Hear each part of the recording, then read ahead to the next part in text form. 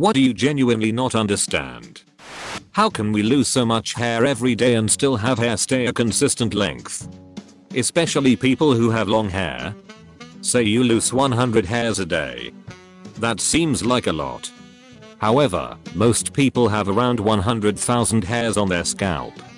That's only 0.1% of the total amount of hair you have. And those hairs start to grow back again pretty quickly. Makes sense. In order to even lose all the hair on your head at a steady pace of 100 per day, it would take about 3 years. Edit. Math lol. But wouldn't that mean that on average, hair length will maximum out after 3 years, because at that point, most hairs will have fallen out at least once. And at that point, wouldn't all your hairs have a more or less random length? I don't doubt your math, but I still genuinely don't understand how amazing hair like this is possible. If you have long hair, it would take about 3 to 4 years to grow. So you'd still have long hair. Things like breakages and split ends affects hair length in general, and you'll notice, if you grow out your hair, that random hairs have random lengths, but are relatively the same. I don't think that every hair will fall out of your head by 3 years, by the way, just a mathematical gesture to the other user. People grow their hair to extreme lengths which wouldn't be possible if they only grew 3 years of length and just fell off by that time, even with new hair growing back all the time. By the way guys, if you are enjoying this video so far, don't forget to like this video and subscribe to the channel. It will help us out quite a bit, and if you don't enjoy the videos in the future anymore, you can always unsubscribe. Let's get back to the video. How people get up in the morning feeling good and refreshed. I have woken up tired since before I can remember. I don't understand if they just mentally power through the tired, or if they feel something I don't/can't. Same. No matter how much sleep I get, the first 30 minutes after waking up suck. If you get enough sleep, eat right, exercise, and stay hydrated, you can still feel energized all day despite how you feel when you wake up. I'm just not a morning person, and that's okay. Doing good at 30 minutes. Since I was a kid, I have always felt groggy until the early afternoon. Can't shake the cobwebs. Nothing helps, I just learn to live with it. OMG, I'm the same. I wake up tired, no matter how tired I was the day before, or how long I slept. I need almost 3 hours until I really feel human and my brain can actually function, and then I'm tired again, but have a power spike in the afternoon when everybody starts chilling out, and then I don't get tired before 1 or 2 AM. I don't get myself. Has been like this for 26 years. I was like this as a kid when I changed my diet due to lactose intolerance, when I started and later stopped doing an excessive amount of sports before and during lockdown. Not a doctor, but it sounds like your circadian rhythm isn't "typical to your environment." Perhaps your biological clock works differently. I really do not get how a needle in a record player bouncing back and forth can create such rich sound. I just can't even imagine how rubbing a needle against vinyl can create a perfect replication of a sound. I get that it could make sound like a rubbing noise, but to replicate a human voice. What is happening there? A simple and not entirely accurate, but understandable description is just that sound is a wave in the physics sense. When creating a record, the needle is vibrated in a manner so it exactly captures the shape of the wave the sound is making, and it etches it into the record. When you play back the record, it uses that vibration to recreate the wave, and thus it recreates the sound. The record does of course make a very quiet scratching/rubbing sound, but it's the tiny movement of the needle that actually tells the record player exactly what sound to make. Why the does my brain only realize I'm wrong after I've already done it? And why is the time between hitting send and realizing that was done measured in femtoseconds? It's weird since you didn't see anything wrong with it after spending 10 minutes proofreading and worrying about how the other end will interpret the message. Edit. Then you send it and realize that you up somehow. Pro tip, you can create a rule in Outlook to delay messages by any time you want. I have my sent to delay by 1 minute.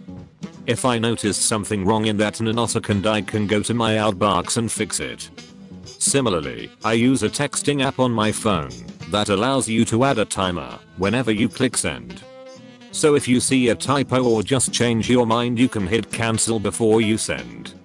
I also love that I can schedule texts. Sometimes I may know the reply I want to make, but don't feel like engaging, so I'll just schedule the text to send an hour or two later. Edit, Textra on Android. Why people when you're driving have the audacity to pull out in front of you and then drive slow ASF when there are literally no other cars around. Like, just wait for me to pass if you're going to go 5 to 10 miles per hour under the speed limit. Even better, when you see them waiting to turn and they, for some ungodly reason, wait until you're closer to them and then pull out in front of you and go slow. This happened to me all the time before I moved, same area. It got so I just avoided the right lane because it was so common. I would see them waiting and waiting, and as I got closer I'd be like, don't dare, and then sure enough there they'd go. I'd change lanes to avoid rear-ending them and honk and they'd be so offended. This is why I can't keep throwable things in my car, not litter, just like little rocks. I, too, have wasted perfectly good coffee on someone's windshield. Regret it a little now. We need some kind of sticker gun that launches signs on people's cars. It should have a message relevant to the infraction and be bright enough to embarrass them around other drivers. Not using turn signals is the most infuriating. It has made me contemplate getting my own mental state checked out.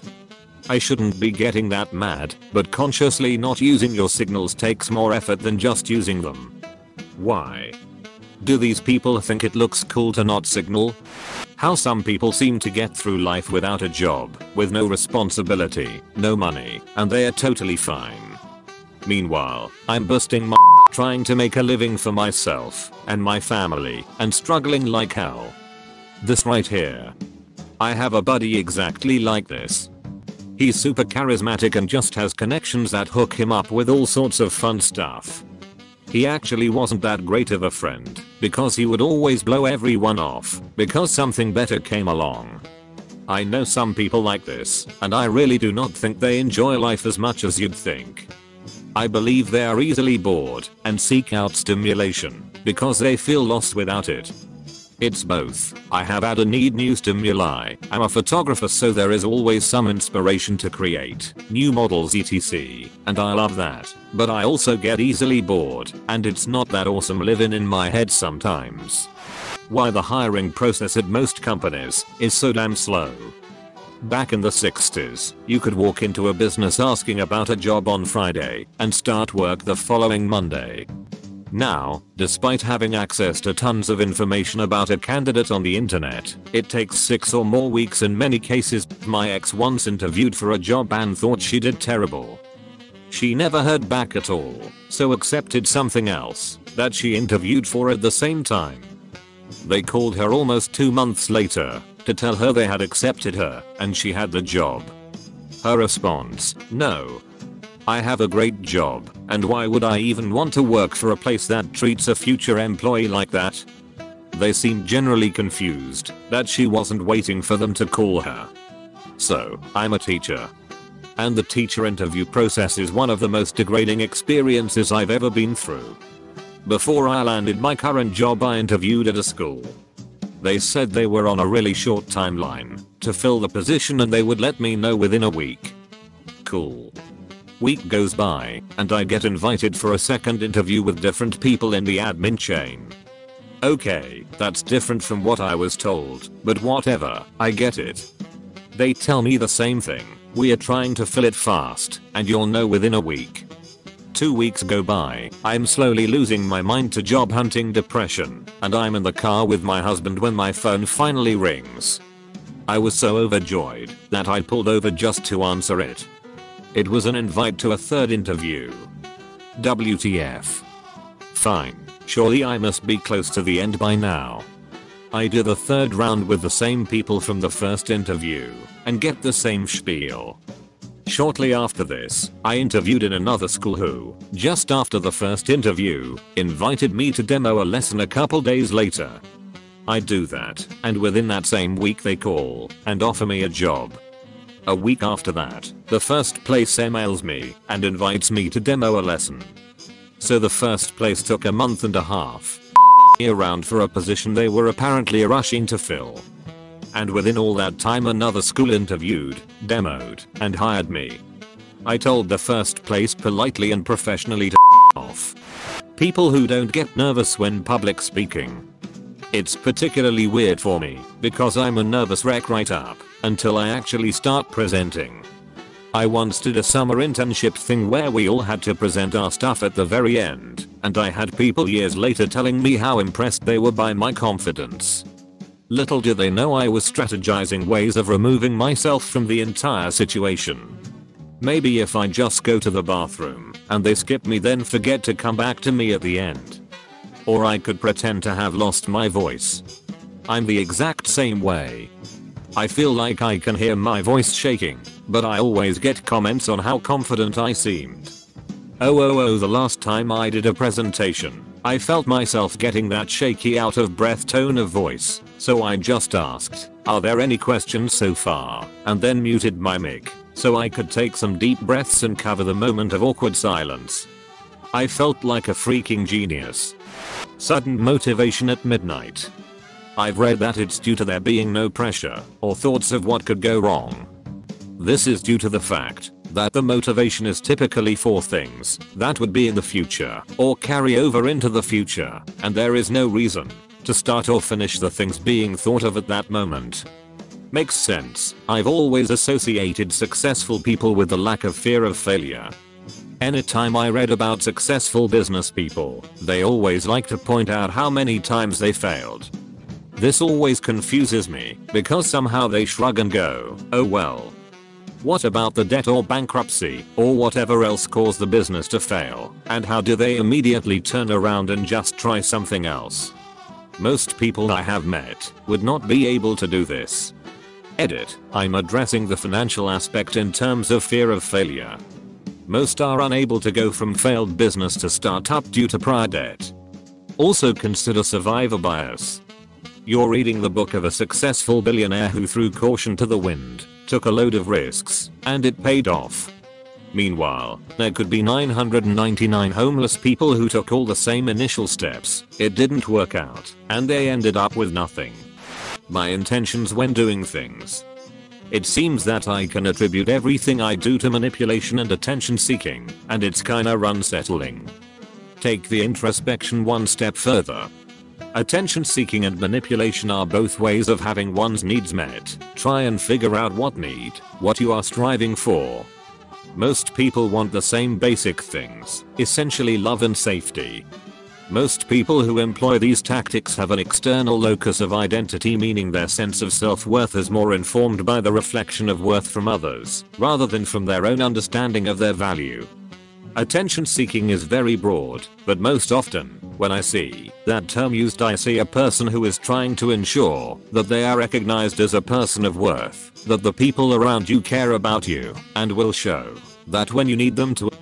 Manipulation is often due to a lack of trust in others meeting one's needs without coercion. Maybe because those needs are not appropriate, or not perceived to be, or the skills to ask/encourage others are underdeveloped. Or maybe you have people in your life who are not interested in meeting your needs when they are expressed in appropriate ways. Everything we do is meant to meet some need, often trivial but sometimes foundational. Try and understand what need or value could prompt your actions. It can be very helpful in finding better ways to meet them and to understand yourself. Assess if the people in your life would be willing and capable of meeting your needs appropriately. A therapist can be a huge help for both of these. And remind yourself that you are human. You have needs and have found effective ways of meeting them, ways that likely have been ingrained since you were a kid. Once you better understand those needs, you can start finding better ways to meet them. Most importantly, be compassionate with yourself as you explore this. You are human and doing the best you can to survive and be whole. Good luck. Space. It makes my brain hurt trying to figure out things like stars and black holes, etc. The size and distances with space are hard to fathom. The time it takes to get anywhere is depressing. Oh, you mean the whole concept of being frozen on a spaceship in your mid-20s to wake up 200 years later, hopefully, outside Jupiter and realizing everyone you knew is dead? Yes. Not a fan. Well, even with nearly their tech, something like Saturn is a couple months trip, not hundreds of years. Extrasolar travel is the problem, but stay in system like the Expanse is much more reasonable. It would be more like our ancestors going on a sea voyage. See you in a few months, but we'll be back. Voyager 1 got to Saturn in around 3 years with 40-year-old tech and a trajectory that's not optimized for it. We can easily get there much quicker than 100 years. The solar system is big, but not that big. We also have the option of just adding more fuel, which would be uneconomic and take more prep time, but would be faster. Theoretically we could have enough fuel and thrust for the only limit to be the humans on board, but that would be insanely expensive and inefficient. Why do people who seem miserable as parents decide to have more kids? I'd like to direct this question towards the parents I currently nanny for. The father clearly doesn't like his kids, has said before he never even wanted kids, and yet they have three children that are quite honestly some of the worst behaved kids I've ever worked with, and I've been working with kids in and out of a school setting going on 15 years now. Why didn't you stop after the first one? Wife wants kids, has an unloving husband, but thinks it's too late to start over. Husband who doesn't want kids wants to give his wife something to keep her busy because being married is a part of his image and social standing, and makes enough money he figures wife and nanny can raise kids without him being involved too much. Wife is happy each time a baby is born, but quickly resets to the base level of unhappiness she normally has in her marriage. Continues to have more, hoping to eventually fill the void, but unsurprisingly loses interest in her kids as well, because they are band-aids for her misery, not fixes. Nanny proceeds to raise kids alone. Wife starts a daytime affair and calls it going to the gym. Husband doesn't care, because his nighttime affair is called working late. That's the waspiest version I could imagine for you. The stock market. I'll try and L5 this. You have a nice little company. You decide, hey, I'm going to let anyone buy a little piece of my business. It'll raise a bunch of money for my company, and in exchange the buyers will own a little piece of it. You sell these little pieces of your company, shares of it, to lots of your neighbors and friends who buy these little pieces. Since they bought these shares in your company, they also get little bonuses, like if you make profits, you share them out with these shareholders. They can also vote on stuff that might affect the company. When you think about it, once you sell a lot of these shares, then these people sort of own the company. It's just that you run it, and you better run it well, otherwise they might vote someone else in and put them in charge. Your company is a cool little tech company. Other people think, hey, this might take off, I want a share of that. So these other people start buying these shares off your neighbors and friends, offering them more money because they think these shares of your company will be worth more in the future. It's far easier to do this on some sort of market rather than buying from your neighbors and friends directly. There's a market for these shares and shares of other companies. It's called the stock market. People buy and sell shares of companies on that market depending on what's happening in the world. So for instance, a pandemic hits. They think, hey, loads of people will be staying at home. They'll probably be watching a whole ton of Netflix. I bet Netflix will get loads more subscribers. So I'm going to buy Netflix shares because I think it's gonna go up. And that's what they do. How light is both a particle and a wave? It's neither. It's something that we don't have a word for, and that doesn't exist in a way that we can sense directly. But this unnamed thing happens to act in a way similar to a wave in some situations, and like a particle in others. A cylinder will roll like a sphere in one direction, but not roll like a cube in the other. That doesn't make it a sphere and a cube at the same time. It makes it something different.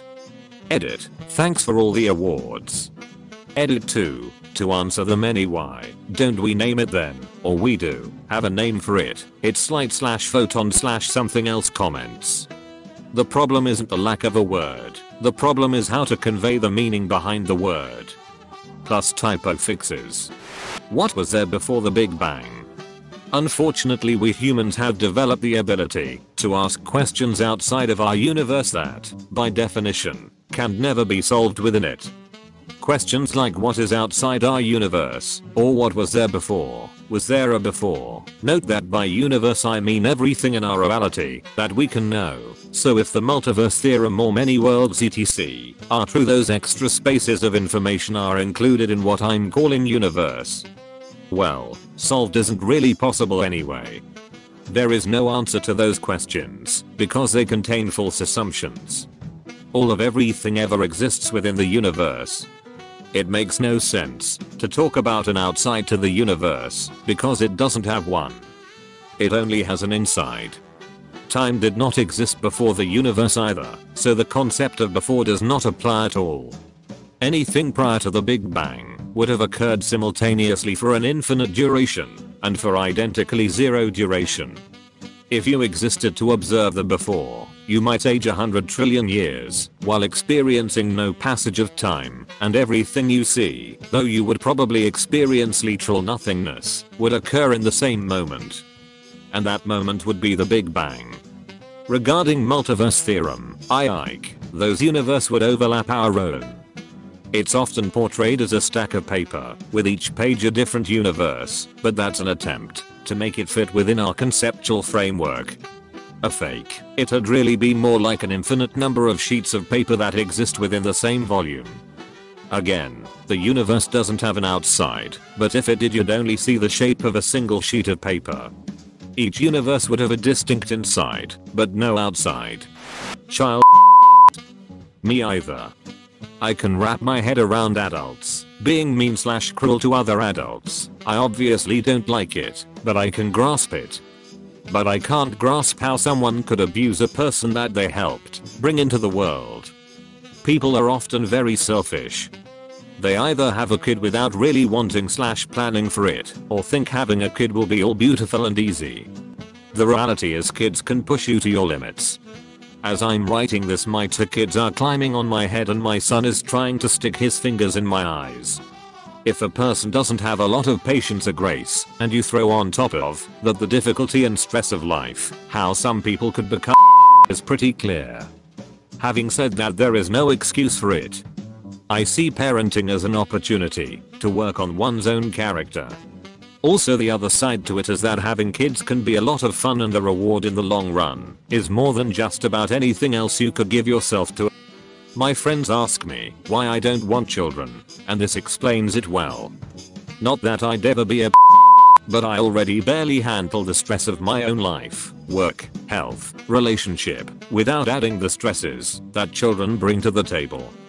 Kids are awesome and funny, but I barely have enough patience for myself. So I'm not going to put a kid through the trauma of my inability to cope effectively. Maths. All of it. Makes me super anxious, and then I get upset and give up. I'm 40 this year, and can still be stressed out by someone mentioning maths. You're not alone. I'm mid-30s, and I cannot deal with math whatsoever. I hear or see numbers and my brain just automatically switches off and I panic. I can count, and that's about the best I can say for my math. I'm curious. Up to what level of math are you relatively comfortable? Like, is it algebra that breaks you, or do you sweat over seeing 6x3? So for me, it's anything beyond arithmetic. Adding, subtracting, multiplying, and dividing is really as far as my brain goes. When we bring the alphabet into the equation, I'm off. I have tried. I've sought out videos on YouTube, looked for and read LE5, none of it clicks. I've gotten to the point where I can accept that it is, and other people do comprehend it, but I'm just not in that club. Algebra is just thinking about the things you are comfortable with in the abstract. Like 5 equals 5 is just imagine what value could give you 5 if you subtracted 5 from it. It's like a way to work out arithmetic when you don't have all the values, but have the answer and some of the values already.